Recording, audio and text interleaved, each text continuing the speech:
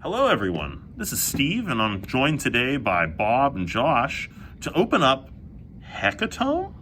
Bob, what is this? So this was a game that I discovered. Wizards put this out in about 2005. Okay. And I found some boxes of this on the cheap because it is a discontinued game. And it is apparently you are an Endbringer and you're trying to summon monsters to bring about the end of the world. That's kind of neat. I mean, kind of Cthulhu-y in a weird way. Well, there are Lovecraft monsters in there. There are monsters from like the Aztec mythos, monsters from popular culture, and the cards, if we can call them cards, are well when you open them you'll see they're interesting. All right, well, yeah, let's rip into a box of these because this just seems interesting. So, okay. So the seal wrap comes off with a little bit of effort. This is obviously you can definitely see the Wizards of the Coast logo right on the box, which is kind of cool. So these are starter decks. So these are starter decks, but they're supposed to be randomized, right? Yeah. They also did sell them in packs. So, ooh, wow! Look at these. These look cool. These are like huge booster packs. So like, this is a starter, a 40 card starter. Neat. Let's just dig into it, I suppose. It's got one of these little pull tabs on it. Yeah, there we go. So let's start taking a look and seeing what these things are all about. We're gonna open a few of these. We may not get to all of them, but yeah, let's take a look. So it had that little pull tab on it, and wow, okay, this is very interesting looking. So they're gonna give us a rules book. They're also gonna give us some counters of sorts, some 1s, 5s, and a 10. And let's take a look at these. This is very interesting looking. So these are, these are like a plastic that they're using for these. It's like a clear plastic. They might be stuck together. They look a little stuck together, Or but haven't been in I'm sure. The box for 15 years. So it's going to have that Hecatomb logo on there, and then it's going to have. Look at these. These are pretty neat. This is actually this is like a beautifully made product. So 100 lashes, 1 pitchfork. I couldn't tell you what that does, but it's pretty neat. Eviscerator. He's a minion with 5 strength. Multiple card types. There are minions, which if you do this in Magic terms, they're your creatures. You have fates, which are like your spells, your instants and sorceries. You have cards called relics, which are kind of like artifacts. And then you have gods, which are kind of like enchantments. But the idea was you play your minions on the board, and you would play them on top of one another. That's why the cards have 4 transparent sides. Okay, so yeah, we have the 4 transparent sides. So, okay, so we can modify the cards. So you'd modify the cards, kind of like a game like Mystic Vale. Yeah. But, you know, this was done about 11 years before Mystic Vale was published. That's neat. And about 15 years before the Mutate mechanic was published in Magic. It's a flying polyp. That's a Lovecraft thing. Ooh, we do have 2 cards stuck together. A filth rat. The art's pretty good on these. And it actually does. They all have effects whenever I guess when they ETB, or I suppose when they maybe mutate, possibly. Oh! On the minion cards, they have conditional effects. And when you put the card down, if the color of the card matches the color of the arrow, then the effect triggers. See, that does line up. So if this came into effect right when this hit, we hit green, we're drawing a card. Very cool. And a maniacal silverback. I like that. That's just cool conceptually. And then the cards have a cost and a type associated with them. There's 4 different colors. And then you have to generate mana, because I used a lot of Magic terminology. You have to generate mana equal to the amount. Any card in your hand you can play in your mana zone, which basically treats it like a land, and then you tap your mana cards to produce mana to play your regular cards. I wonder what the difference between combat minion and minion are. So regular minions you play on your main phase, combat minions you can play during combat. Okay. The same goes for fates as well. You actually can only play fates during your main phase unless they're combat fates. So they're kind of like the difference between instants and sorceries. These are really quite beautiful. Like, the art's really good on these. I wonder who, if any of the artists ended up doing Magic. I bet they did. It does look as though you could probably... Yeah, they do have the names of all of the artists right on here. I haven't seen anyone yet that I've recognized, but... Yeah, these are really beautiful. Like I mean, they're just gruesome as all get out. The other mechanic that was interesting is as you're building up they're called abominations when you play minions on top of one another. They have the combined power of all the minions on your stack. Okay. But as they take damage, the minions will start to peel off. So if you have a 2 minion on top of a 3 minion, it takes 5 points of damage to kill the abomination. But if you manage to do 2 points of damage to it, you have to remove the top card. That's very interesting. And so the abomination shrinks. But yeah, like this one, like there's all these different different backgrounds that we're looking at cards from, like an Aztec gods, like you were mentioning earlier. Yeah, these are really neat. Now this game only lasted about a year. I think it was May of 2006 that they stopped publishing it. They only printed the main set and 2 expansions. And one of the things they said was the cost of oil was going up, which made it tougher to print the plastic cards. Yeah, and this is it looks like it was very intensive to produce this product. Also, I don't know how the heck I'd love to see booster packs of this, like just to see how they did that, because obviously we're looking at starters. This is like supposed to be a starter deck. I'd like to see what they would do. The booster packs, I remember, were basically like a Magic booster pack, just twice as wide. Okay.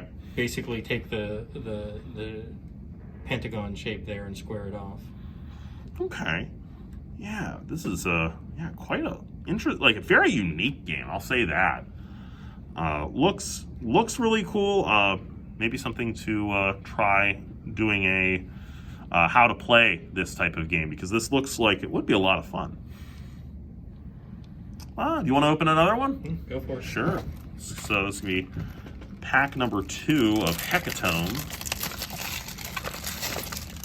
Hecatomb. Now let's see what else we can get out of these, because we've kind of seen some stuff from every walk of life, so to speak, as far as a relic. That was the first relic we hit. So maybe relics have a higher rarity cost or something like that.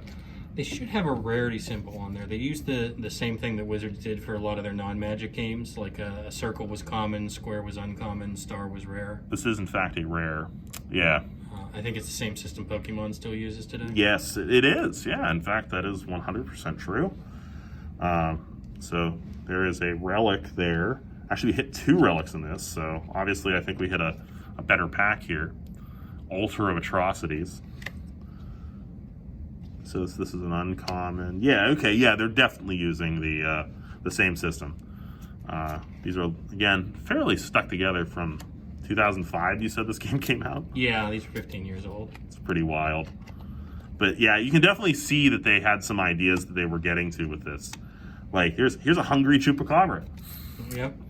If they haven't, I mean, they totally did use Chupacabras. I mean, they've basically gone to the Aztec thing with Ixalan anyway. So an invocation.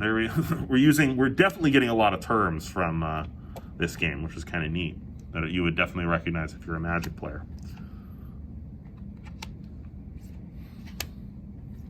I think one of the problems with this game is just, the card shapes are unique and do have a function for gameplay, but I don't know how you would sleeve these, deck box them, put them in a binder. Like, there's no infrastructure for any of that, so to speak. Yeah, and I doubt that. I mean, I'm sure that that Wizards probably put something out with this product, but I doubt you could find it anymore, because this is so specific, and no other game was quite doing anything like this.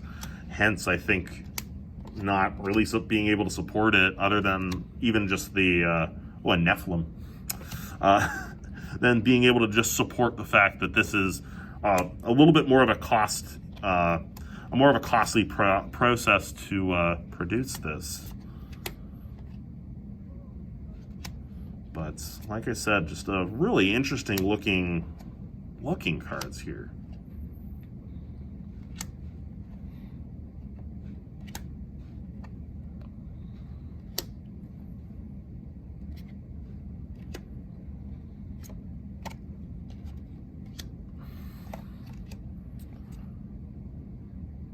Outsider, I guess, is the Cthulhu group here.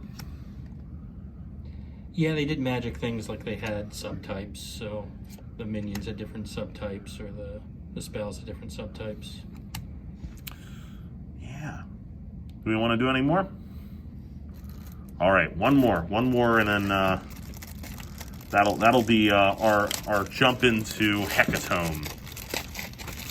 While you guys were talking, I did a quick search online. I'm not seeing anything aside from chatter about they possibly made sleeves for the cards, but they did in fact make deck boxes for the cards. Oh. You can see those little cardboard deck boxes aren't really holding up too well, so. No, they're not. Like, these are going in the garbage. Let's be real here. I'm not cleaning that up. Josh. No, I'm just kidding. You don't have to clean them up. Alright, so a Cthulhugan. A greater Cthulhugan. That's going to be one of our rares. Then we also have a Gurug. It's a frightening looking dragon. Hound of Lang. Gluttonous Fleshback. Like, these are definitely, like, 100% they went back to this game and said, hey, we can really get some names and stuff out of this. Impale. Orthon. Oh, I like Mr. Bananas. He's my favorite now. Here, Josh, you could be Mr. Bananas. Oh, I think. You're welcome. A Roach Keeper. Hellevator. Oh, a Hellevator. I like the name of a Hellevator. The Daughter of Blood. She's getting a little, yeah, it's a little suggestive. We have some meddling kids. That's just great. I'm so glad that they decided to include meddling kids. That's just great. Some Have. McCall. Hush. Oh god, these things are sticking together like crazy. The farther we get back in this box, the more it sticks together, it seems.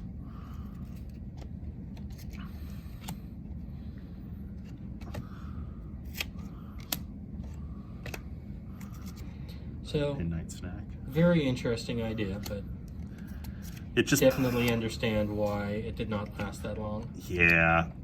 They went out, it's obvious that they went out on a bit of a ledge with this, just to see if something like this could work. But it becomes pretty obvious that it would be hard to continue with this product. It's the type of thing that I think would work as like a board game or a living card game, something like that, that had some, some sort of storage capacity, but as a collectible card game.